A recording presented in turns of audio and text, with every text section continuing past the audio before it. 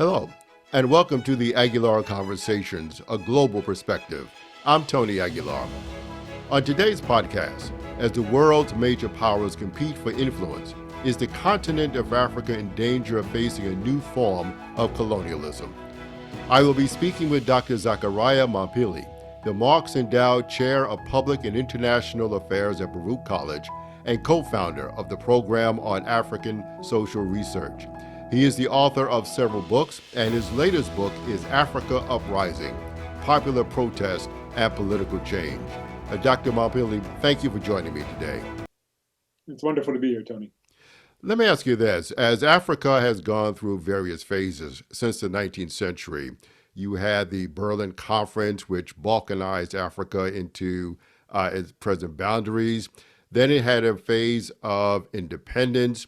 And then you had a phase which was overlapping of Pan-Africanism. Where do you see the continent of Africa today?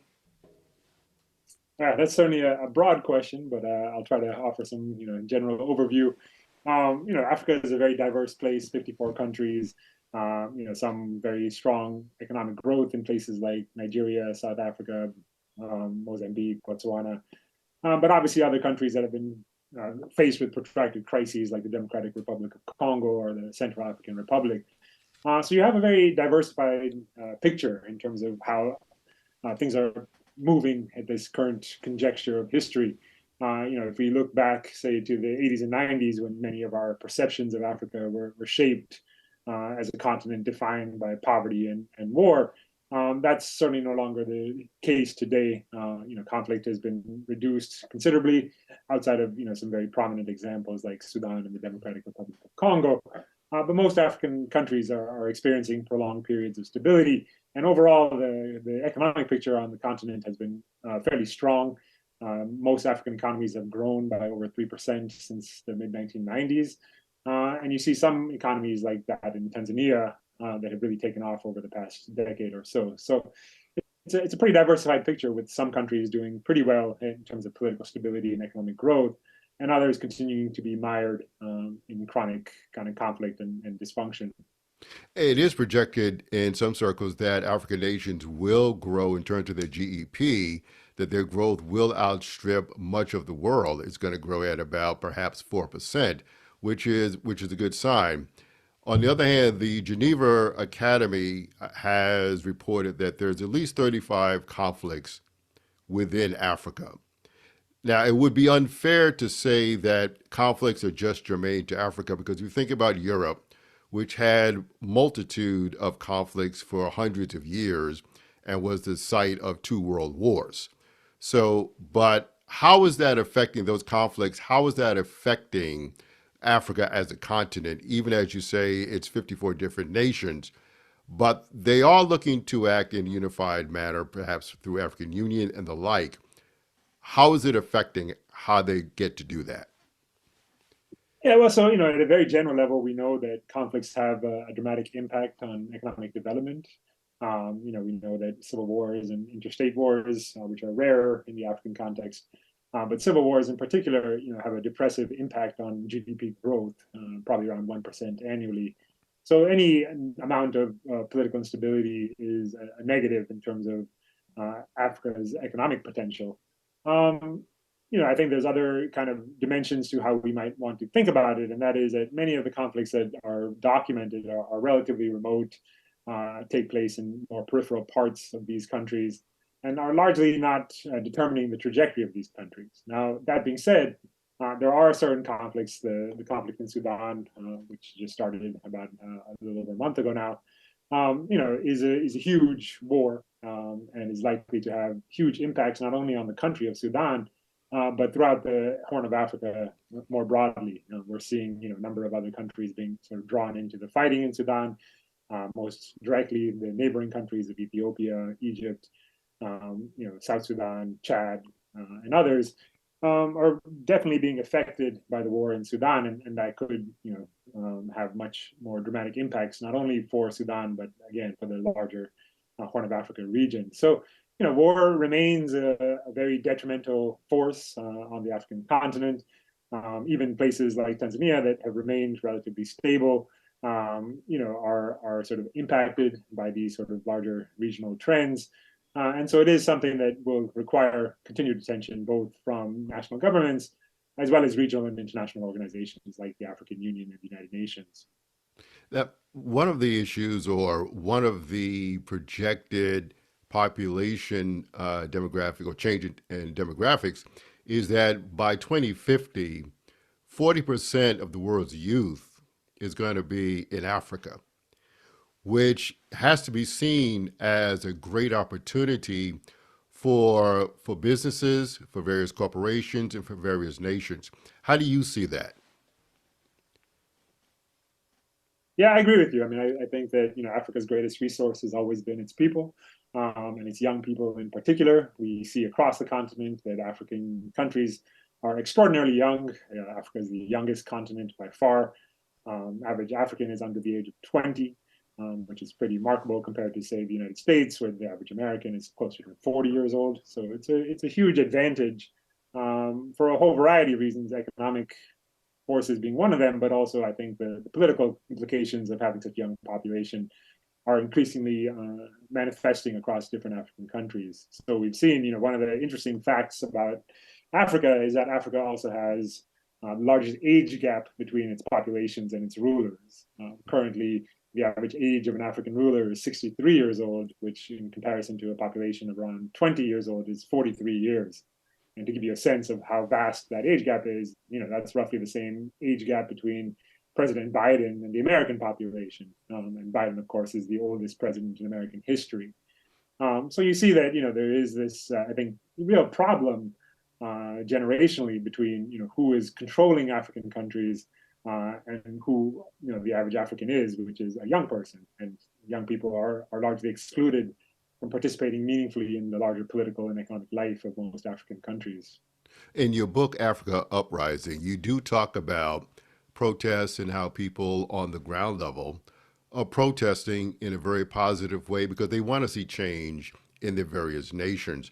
How are young people leading that protest to make sure that leadership, even if there's an age gap, that they understand what the needs of the states or the various states happens to be? So that's a somewhat complicated story, but I'll try to keep it brief. So basically, until the 1980s and 90s, most African countries were autocratic. Only about 3 African countries held regular elections until the 1990s. So the vast majority, more than 50, were under some form of authoritarian or one-party rule.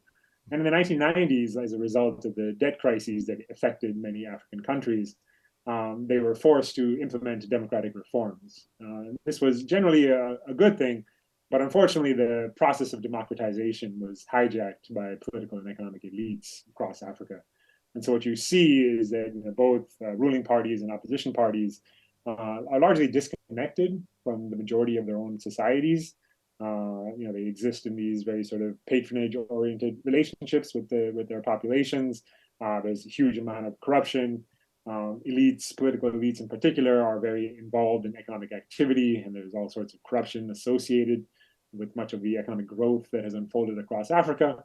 And the net picture, as I mentioned, is that young people are largely excluded from participating, are benefiting from much of the economic growth that has unfolded across Africa over the past 3 decades now.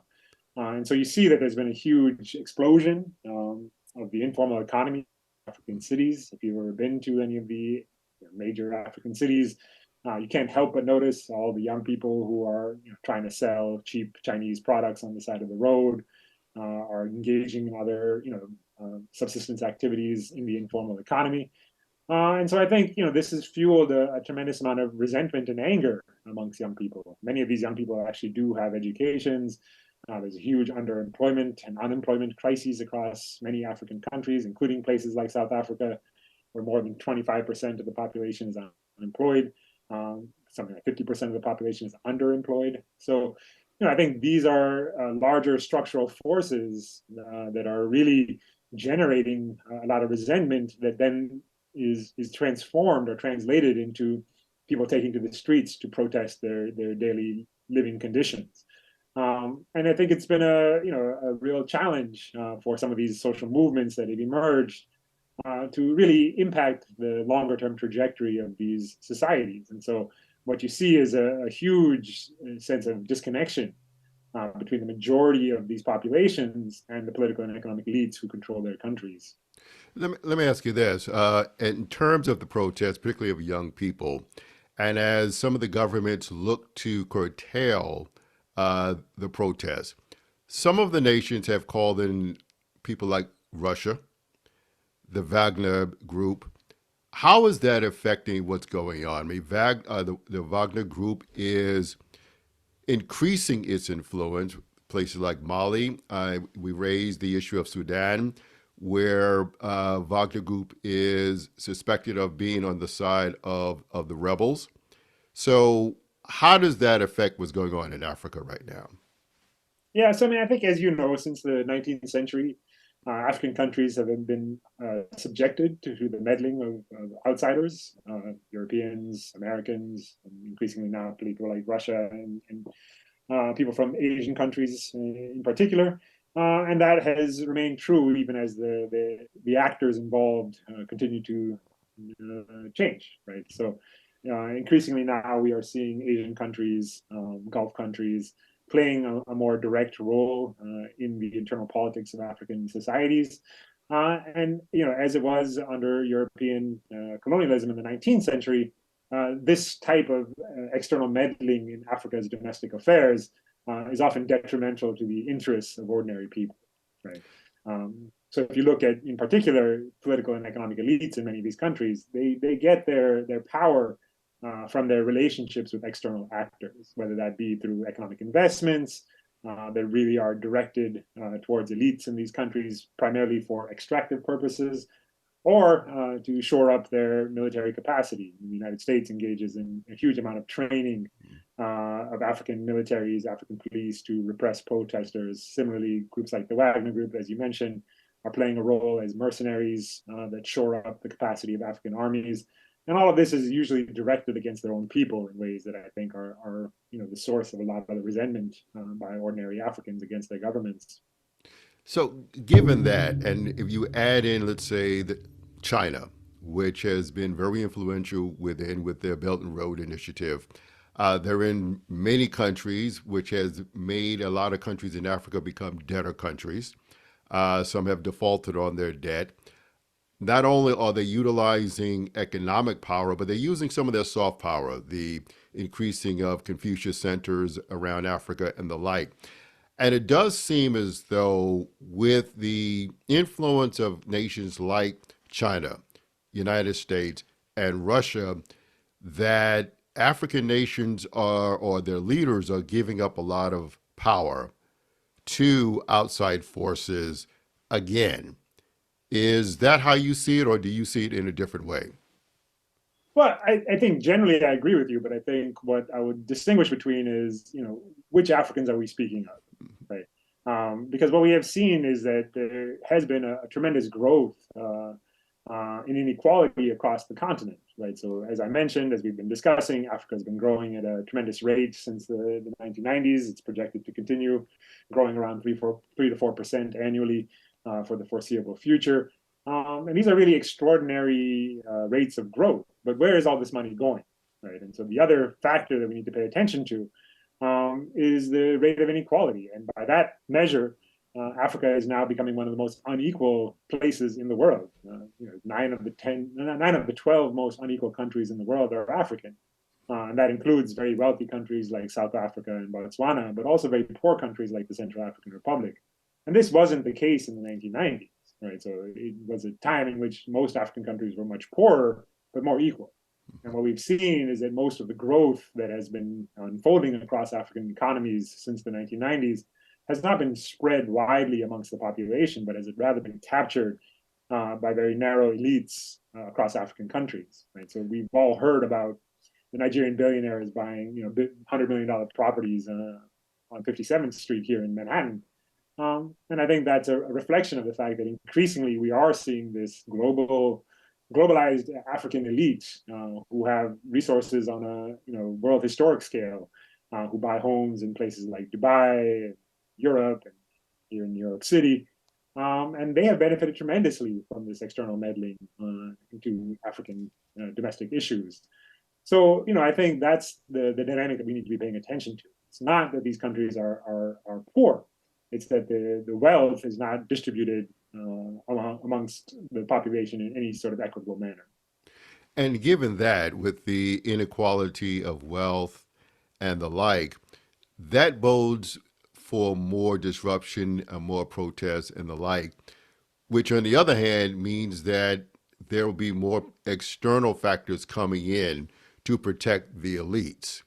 So one of the questions I wanted to ask is PLO Lumumba, who is very well known throughout Africa, he had made the statement that if Africa stays the same, that within 25 years it will be recolonized by the outside world. Is that an assessment that you agree with as you have observed Africa? I know you spent some time in Tanzania. Is that something that you agree with? Well, I think that the idea of colonization evokes a kind of 19th century European model of colonialism. Um, Yeah, it won't look the same as it did won't look the same, and I think the that's Berlin that's an important Conference. distinction, right? Yes. But I think one thing that is consistent, from the 19th century version of colonialism to the 21st century, is that it always relied on internal mediators. Right? So if we go back to the 19th century, there always were, local chiefs, local rulers who made alignments with the European colonial powers, and that was essential for the expansion of European colonialism across the continent. And I think that part of it, it's not going to look like traditional 19th century settler colonialism. You probably won't see a reemergence of race-based apartheid systems as we saw in the 19th and 20th centuries. But in terms of class, I think that's probably the dimension that is most relevant going forward. So what we're likely to see, and we already have seen it if you go to any African cities. I was just in Kinshasa in April, and it's one of the poorest cities in Africa in terms of the sheer numbers of poor people. But there's also these enclaves of tremendous wealth that exist even within a city like Kinshasa, right? And in those spaces, it's not necessarily white faces or Asian faces; it's African faces. But they've carved out, these kind of fortress-esque neighborhoods, even amongst extraordinary poverty, where they live inside these compounds at a level that is comparable to, say, life in the United States. And so I think that's likely what we'll see going forward. A situation in which colonialism continues to rely on local elites, and that instead of white faces or Asian faces kind of settling in these countries, that it's going to be Africans who engage in these forms of exploitation of the African continent itself. So if Lumumba is correct in his assessment, how do you avoid that? I read an article by Howard French in Foreign Policy magazine. He had made the statement that perhaps the continent needs to speak with fewer voices as opposed to 54 disparate voices. Now, that sounds easier said than done, but theoretically, is that accurate? Or do you agree with that? Well, I think that we should talk about Pan Africanism and what it looks like today, because I think that's what French is referring to, right? Mm-hmm. This long-standing dream amongst African rulers to create a single entity comparable to the European Union, where African countries could speak on the global stage with a unified voice, rather than a situation in which we have 54 nation states all kind of making their own claims at the international level. Um, I'm a little bit more skeptical about that version of top-down Pan-Africanism. What we've seen going back to the 1970s is that despite its origins as a very sort of revolutionary project, Pan-Africanism has been co-opted by political elites in Africa, and it's no longer as sort of welcoming of ordinary people within its ranks. Now, there are other forms of Pan-Africanism that I think are hugely important.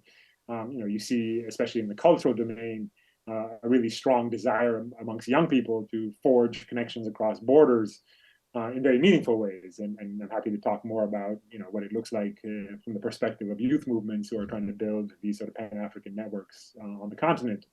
But in terms of the formal institutions of Pan-Africanism, most directly the African Union, that remains very much a project that is top-down, that is designed around protecting the interests of government, that rarely tries to, enforce its own standards around democracy in terms of enforcing, you know, sanctions or boycotts against governments that violate those norms. And they've not been particularly responsive to government to ordinary people when governments have cracked down on popular movements, when governments have opened fire on their own peoples.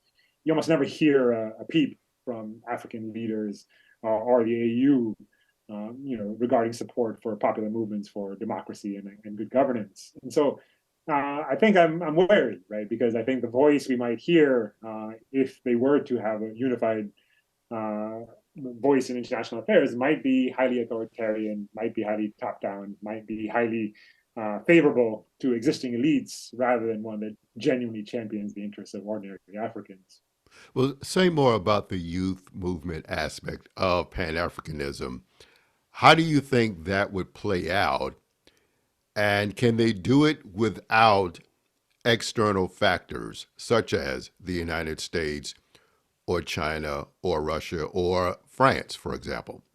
Yeah, I think there are very interesting attempts. So in 2018, I participated in a gathering in Dakar, Senegal, organized by something called the Afriki Network, and that is a network of youth movements, most prominently movements like Lucha in the Democratic Republic of Congo or Yanamar in Senegal. And they brought together young people from 40 different African countries to meet over 4 days to talk about, kind of the future of social movements in Africa. And that network continues to exist today, and they continue to foster these kind of, relationships. And I think what's important to remember here is if we look at the origins of Pan Africanism, it looked much more similar to the Afriki network than it does to the African Union, right? I mean, we now think of people like Lumumba, um, Patrice Lumumba, that is, or Kwame Nkrumah, and we think of them as kind of these great statesmen. But we have to remember that they began their careers as political activists, as teachers, as ordinary people who were challenging these unjust colonial regimes that had been exploiting their countries. And they found a lot of support by traversing these networks of activists that were organized under the rubric of Pan Africanism. And so, to me, I think what gives me the most optimism about the future of Africa is precisely the rediscovery of this kind of Pan African spirit, a bottom up Pan African spirit amongst youth movements in particular that are looking around and looking outside of their borders and saying, we actually share a lot more in common than our own political elites want us to believe, right? And they are trying to forge relationships not only within Africa but also within organizations in the diaspora. So some of these groups have been working with an organization in Atlanta called Project South, sending delegations to attend meetings that Project South organizes and embedding some of their activists in these diasporic organizations as well. So to me, that's it is also true that they have not been able to achieve some of the more ambitious objectives. But I think that kind of youthful energy going into these social movements is a really positive development when we think about what young people could be doing instead, right? Such as joining an insurgency. Sure. Let me ask you about the present leadership, some of them anyway. I was at a conference and they were talking about how sometimes the leaders of these nations are more afraid of the external factors than they are of their own people.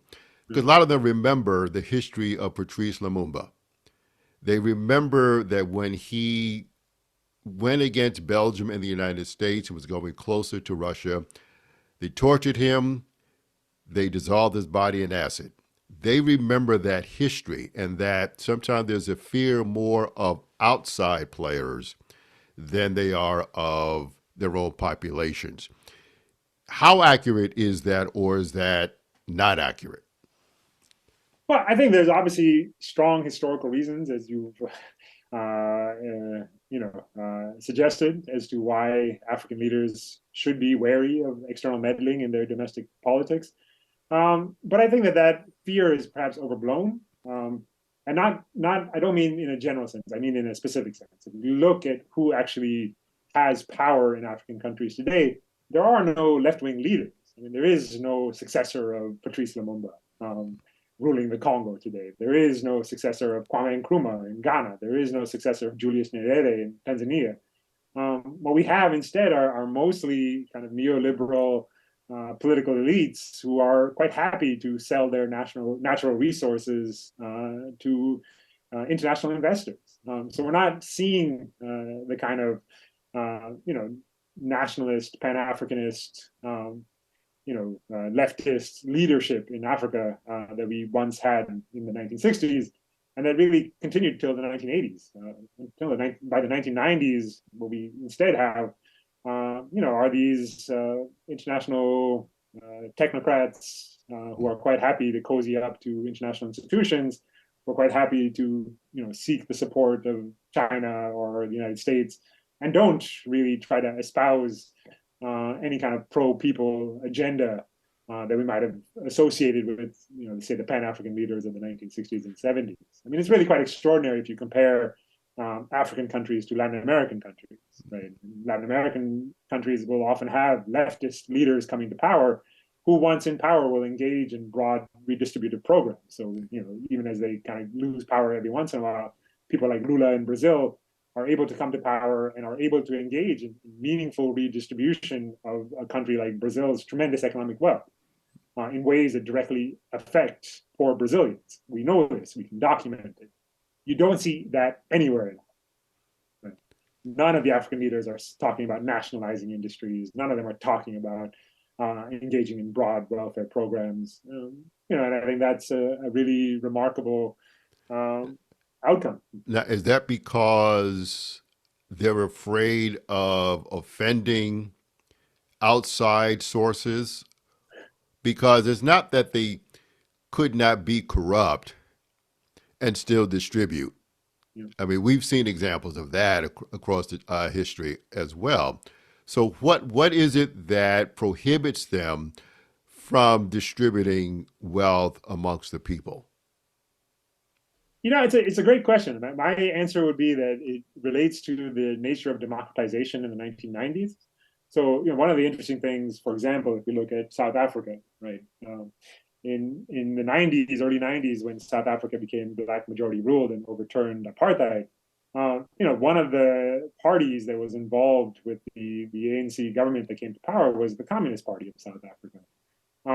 And you might think that, if there's any case for government sanctioned redistribution of economic resources, South Africa, which remains one of the most racially unequal societies in the history of the world, would be fertile grounds for such a program. I think that, across South Africa, across Africa, and probably across the world, nobody would have blinked if the ANC government in the 90s had said, you know what, in order to remedy over 100 years of racial discrimination and brutality, we are going to engage in a redistribution project. Right? We are going to accumulate lands and businesses owned by the white minority and ensure that they are more inclusive and beneficial to the black majority. And that did not happen. Right? But It did but not there was happen. some talk about them doing that back then, but Yeah, there was a lot of pushback from there the was. West. And I think that's why I think it's a crucial moment, right? Because that pushback didn't just happen in South Africa; it happened across the African continent. And so, if you look in the 80s and 90s, when you actually had these left-leaning parties that were active in politics, by and large, they were disciplined. Their leaders were arrested, killed, often with the full, participation of the former colonial powers in Europe or the United States, right?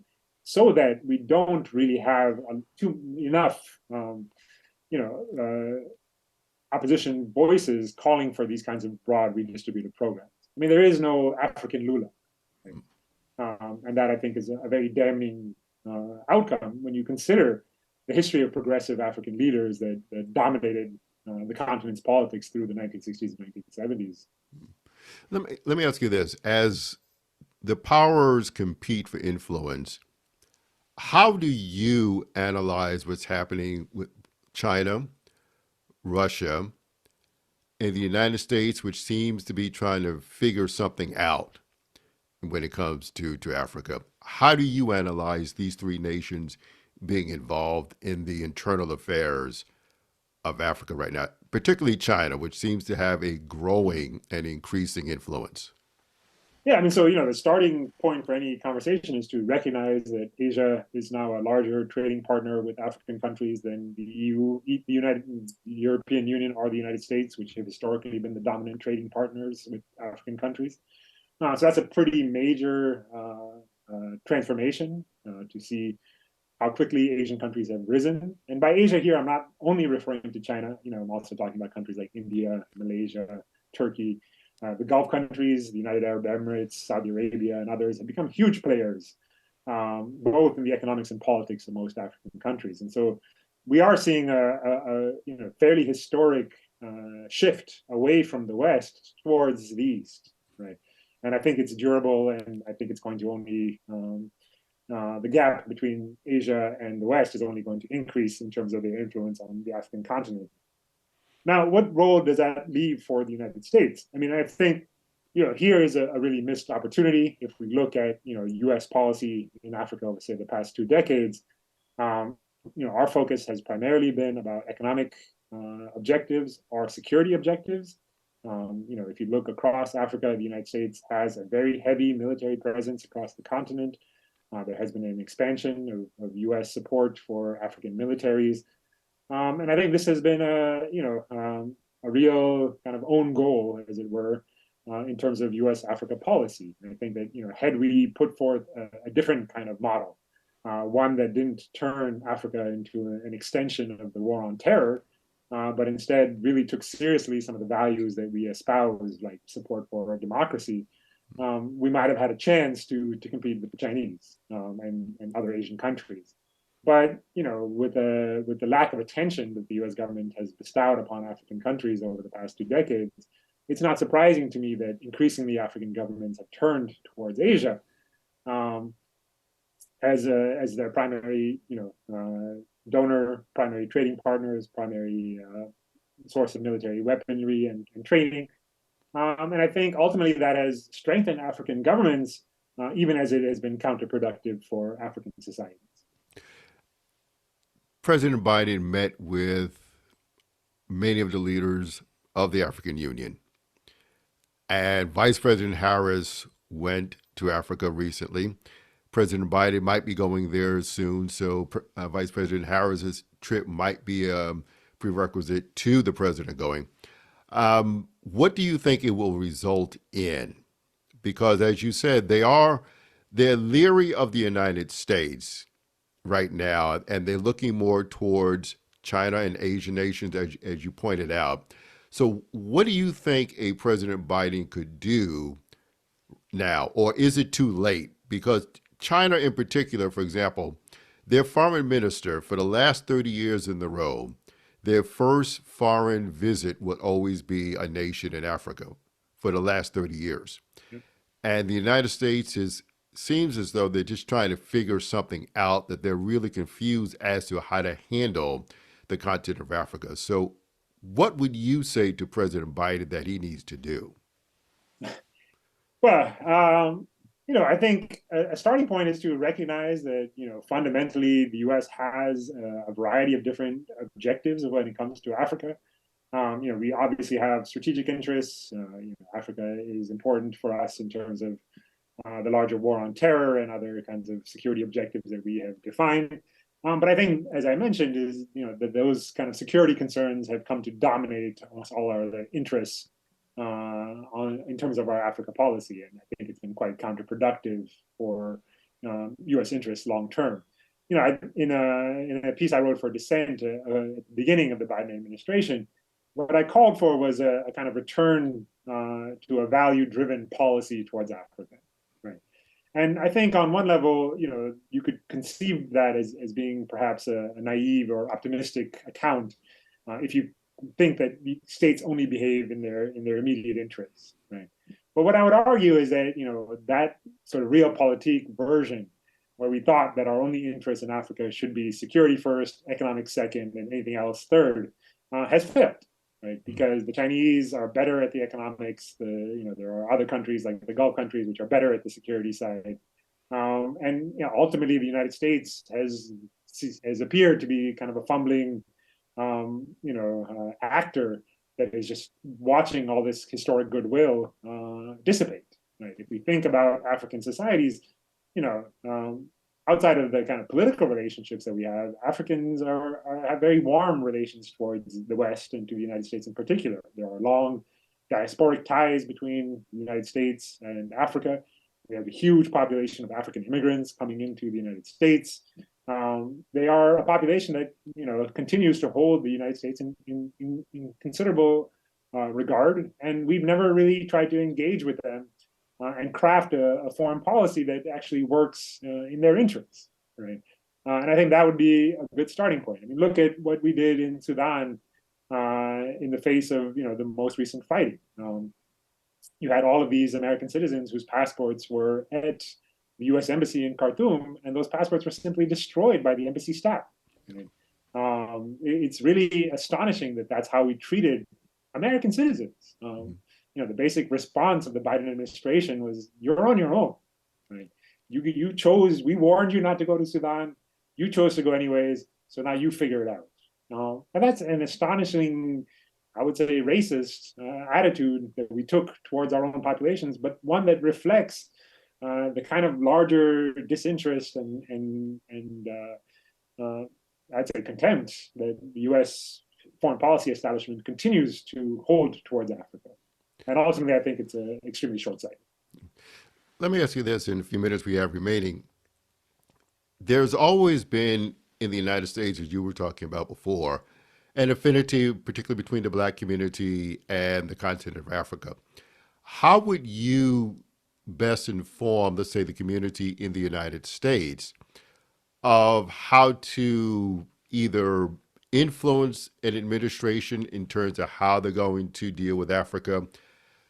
During the days of apartheid in South Africa, the Black community was very active in that effort to end apartheid. How would you say the Black community should act today in terms of affecting policy towards the continent of Africa? Well, Because I would it's start not on by anyone's agenda right now. it's not. I think that it's a real loss, right? I think that if we look back at the history of African American support for African independence struggles, for the anti-apartheid struggle, as you mentioned, it is considerable, it is sustained, it was meaningful, it had a direct impact on shaping U.S. policy towards these countries, and it was a high point of diasporic solidarity. Right? And I wish for those days to return. I mean, I think there is a huge scope for engagement. I think there are many people who are trying to do this kind of work. I already mentioned Project South, which is a predominantly Black organization in Atlanta that has done a lot of outreach and support towards these social movements. But ultimately, I think that there is a larger disconnect in terms of the Black community in the United States taking ownership over Africa policy, of mounting critiques against much of what the U.S. has been doing in African countries, of championing ordinary people, social movements, as being kind of the target and recipient of U.S. largesse. I wish we had a Black president here in the United States. People were very excited, and Obama, ultimately did very little for the continent. George Bush probably did more to help ordinary Africans than Barack Obama did. I think that was a huge disappointment. So I think there's a huge space and a long history of engagement that could be resurrected if there was a way to reignite. I think that passion that once defined the relationship between Africans and people here in the United States, in the Black diaspora, that would have really important impacts on the nature of U.S. policy towards Africa. And I can't say what would get us back to that point. Okay. One thing we did not discuss is the nation of Congo and the issue of cobalt and that whole issue there, which in many respects it kind of defines how the world sees Africa as simply a source of resources Mhm. And the book that's out now, Cobalt Red, really talks about what's going on with Congo in terms of how people, because they're so poor, they're digging up cobalt with their hands instead of with machines. And most of that is going to China. So I guess my question is we talked about security and United States seeing Africa as a sense of security, an extension of its own national security.